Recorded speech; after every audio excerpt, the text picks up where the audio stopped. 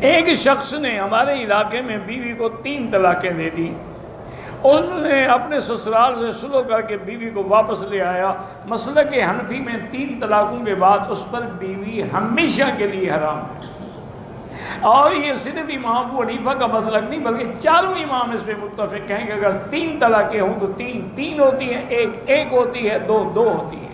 اور 3 طلاقوں کے بعد وہ بیوی حلال نہیں ہو سکتی. فلا تحل له من بعد حتى تنكح زوجا غیرہ، جب تک کہ وہ کسی دوسرے آدمی سے شادی نہ کرے. اور دوسرا آدمی پھر اپنے منشے سے چھوڑے، کرائے والا نہ ہو. اس کو پیسے دے دے، 1 رات کے لیے شادی کر لو، کل چھوڑ دینا. وہ تو اس پر تو اللہ کے نبی نے لعنت بھیجی ہے کہ لعن اللہ المحلل والمحلل له، حلالہ کرنے والا اور کرانے والا دونوں پہ اللہ کی لعنت.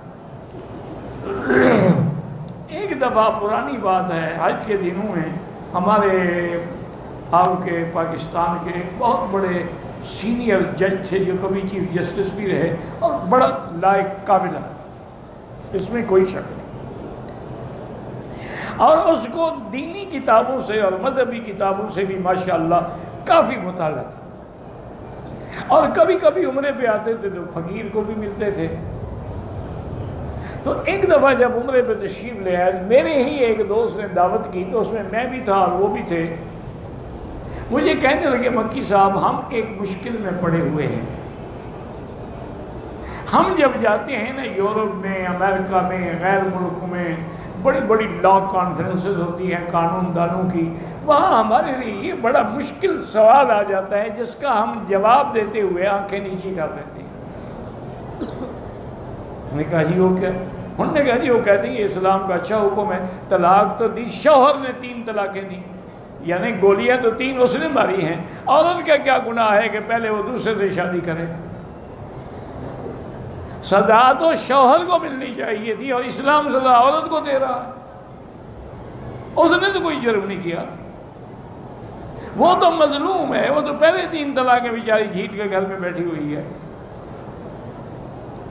انہوں نے کہا جی میری کہا حضرت گزارش یہ ہے کہ آپ نے سمجھنے کی کوشش نہیں کی. اسلام ظلم نہیں کرتا، اسلام سلامتی کا مذہب ہے. اسلام میں امن ہے، انصاف ہے، عدل کا تقاضا. اب میں نے کہا جج صاحب آپ سوچیں کہ اگر وہ عورت پہلے خاوند سے شادی کرنا چاہے تو حلالہ کرائے گی نا. تو اگر وہ چاہ رہی ہے تو اپنے اوپر ظلم وہ کر رہی ہے کہ شوہر کر رہا ہے. نہ کرے.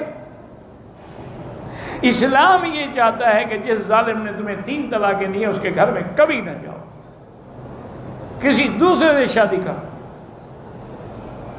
جس آدمی نے تمہاری یہی عزت کی ہے کہ تم اس کی بیوی ہو، تم نے اس کی خدمت کی، اور نے 3 ہی فائر کٹھے مار دیے، تمہیں برسٹ ہی مار دیا، 1 دے دیتا، 2 دے دیتا، تو ایسے شریف آدمی کے گھر جانا ہی نہیں چاہیے. اب اگر وہ اپنی جان پہ خود ظلم کرنا چاہتی، اسلام کا کیا قصور ہے؟ کہنے لگی جی آج مجھے بات سمجھ آ گئی الحمدللہ، لیکن ہمارے یہاں مولوی صاحبان ایسے نہیں سمجھاتے. میں نے کہا جی آپ کسی سرکاری مولوی سے پوچھا ہوگا، آپ نے وہاں بھی آپ نے کسی عالم سے نہیں پوچھا ہوگا. اگر کسی مدرسے میں جاتے، کسی مدرس سے، استاد سے، مفتی سے، عالم سے پوچھتے وہ آپ کو مطمئن کر دے. آپ پوچھتے ہیں سرکاری لوگوں سے تو انہوں نے تو وہی جواب دینا ہے جو آپ کو خوش کرے. کہتے ہاں جی یہ بات تو ٹھیک ہے. میں نے کہا جی اللہ نے ظلم نہیں کیا، وہ عورت خود ظلم کر رہی ہے. ایک آدمی کا ذہنی توازن خراب تھا، اس نے اپنی بیوی کو طلاق دے دی، کچھ عرصے کے بعد ٹھیک ہو گیا، کہتا میں نے طلاق نہیں دی. جب ذہنی توازن خراب تھا تو لفظ طلاق کیسے اس کو یاد رہ گیا؟ طلاق تو عربی کا لفظ ہے. ذہنی توازن خراب تھا تو اس کو مار دیتا، کوئی تھپڑ مارتا، کوئی لکڑی مارتا، گھر سے نکالے. طلاق کہاں سے اس کو یاد؟ بالکل اس نے طلاق دی، اب جھوٹ بولتا ہے، بہانے بنا. ذہنی توازن خراب تھا.